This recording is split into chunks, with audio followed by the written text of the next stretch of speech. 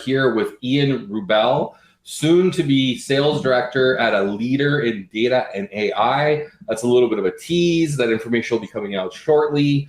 But Ian is here to tell us how we're all thinking about sales development completely wrong. Is that right, Ian? Yeah, that's definitely right. It's something I've been passionate about for a while. I've worked as a sales development rep. I've managed sales development. I've worked with them as a sales director or enterprise sales rep for the last 4 or 5 years. So something I've been pretty passionate about that I think there's hopefully some takeaways from this that if you're building one out or you're working with one today, that you can take away from. Awesome. Ian, I'm going to throw up your deck right now. Feel free to jump right in. I'll be back at the end to put you on the hot seat with some questions. Perfect. Cool. So I'm going to talk today about why essentially you're thinking about sales development wrong, right? And there's multiple different ways to think about it. There's multiple different avenues within sales development to think about, but I'm going to talk specifically about essentially the vision or what I think is required to make sales development successful from a vision standpoint today. So, as Gary mentioned, I'm a sales director, enterprise account director, whatever you want to call me. So I'm actually in the process of leaving one company, and I will be joining a leader in data and AI. And then just a quick interesting fact: I'm actually live from London right now, so moved from Los Angeles about 2 years ago. So, kind of the origin for this, and if you're kind of in the sales development world or you spend quite a bit of time on LinkedIn, you'll see there's a lot of discourse right now around lead generation, cold calling, pipeline growth. Really, that's ultimately what's dominating the conversation about how to drive sales development success. However, from my perspective, I think the real challenge of building and scaling sales development lies with the mission of the organization itself. Really, it's the focus up front of how you're actually building the organization. And I think the talk today or my perspective today obviously will be a bit different in the sense that I've never fully built sales development organizations, but I'm hoping to give a bit of a different perspective as someone that's worked in them, managed them, and ultimately worked from an inside and field perspective with sales development. So hopefully it's a bit of a different perspective. But what I've noticed from kind of my time in doing this is there's a misalignment with business goals. So lead gen versus development are sometimes at odds. And what that effectively means, or a good example of this is within a sales organization, I think there's essentially two primary functions, right? One is driving new business, and one is developing your reps for the future. And inherently, right, you can do both at the same time, but inherently, I think there's certain things that are at odds with each other. A good example, right? If I have a sales development rep create or set up a discovery call and I bring on an AE, immediately that AE is going to want to jump in, take over the conversation. And to their credit, they're probably more knowledgeable of the product, the industry, the customer. But what that effectively does, though, is it leads to probably better quality of that call. Ultimately, it's probably going to go in a better direction, having someone who's more experienced take it.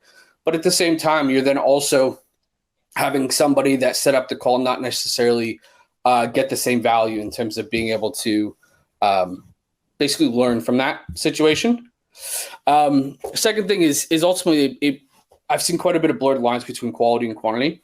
I think there's a big need to treat sales development like you would a sales organization. Ultimately, that's how you're going to get sales development reps really, I think, bought in and trained up in the way that you ultimately want. Sometimes, again, back to the first point, right? There's some overlap in terms of, lead gen versus development, right? As a development perspective, more at bats is great, but from a lead gen perspective, you could be wasting a lot of time on, poor quality leads or things that don't turn into opportunities. Sales development seems to be one of those organizations where there's constantly changing priorities, structures, and metrics. And I think that's one of the biggest things that's leading to an issue of quality and focus. And then the biggest thing, or one of the biggest, right, is the lack of enablement and coaching. I think this is the organization where you need the most of this, not necessarily just giving them the opportunity to come in and just, figure it out on their own. And I think it's one of the things just massively hurting businesses in terms of sales development. As we kind of move forward, right? So effectively, a sales development organization could be one of your most valuable assets. It's not just another problem to throw bodies at. I think that's sometimes what I've seen. So having a vision for prioritizing the lead gen or AE progression is the foundation to build on. And ultimately, it doesn't matter what your ultimate goal is. It could be something totally different of a sales development organization. But I think it's key to have that goal in mind up front and build towards that vision, or essentially work backwards from that vision, rather than saying, oh, I need to create more pipeline. Let's hire some more SDRs and go at it, right? Working backwards and having that vision creates a lot of consistency throughout. The second point being consistent enablement and coaching is key to facilitating quality over quantity in both lead gen and AE progression. So being able to train up new reps coming in is absolutely paramount to being able to drive them towards whatever outcome you ultimately want within the organization. And I think there's a lot of focus of, hey, just let them hit the phones, or let's just, reach out. But ultimately, SDRs or ADRs, or whatever you choose to call them, are the first point of contact for your company and to customers. And you want them to be trained up on the industry. You want them to be trained up on not just your product, but the broader ecosystem associated with it. And then ultimately, we'll talk a little bit at the end, is developing the right compensation strategy is massive. And I think anybody that doesn't believe that compensation drives behavior is honestly fooling themselves, right? The compensation strategy is absolutely paramount to getting the outcome that you set in bullet one. So I guess the question is why it matters, right? And, to some of this it's a common sense, right? Quality pipeline drives better conversion rates and more revenue. Ultimately, I think there needs to be the thought process of sales development is in the mission of the broader revenue organization of a company, right? It's driving more quality revenue. Prioritizing rep progression facilitates a consistent pipeline of future sellers. I think one of the biggest things, and I've seen this working at a company like Oracle, which had a massive sales development organization, their goal with that organization largely was to be able to build that pipeline of sellers for the future. And teaching them the right things up front and enabling them correctly up front, A, it leads to better retention rates. B, it also leads to better performance of them, that the reps that actually move into sales roles.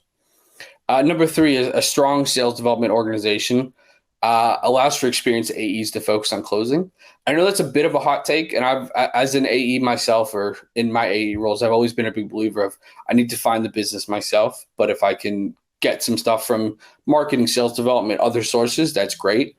But I think the reality is that if you have AEs that are so busy that they have inbound leads or leads from the SDR organization that are really, truly quality, I don't think that's a bad thing. You're paying AEs a lot more money to be closing business. So I think a strong sales development organization really can have AEs hone in on actually closing, working on deals and opportunities. And I think that the last thing is, if you ever worked in a sales development org, especially with younger folks coming out of college or university, depending where you are, having the right vision leads to more motivated sales reps. And that was one of the biggest challenges I had, was motivation in that job is tough. It's a really difficult job. It requires a lot of day-to-day repetition. It requires getting told no more than anybody else in any kind of organization.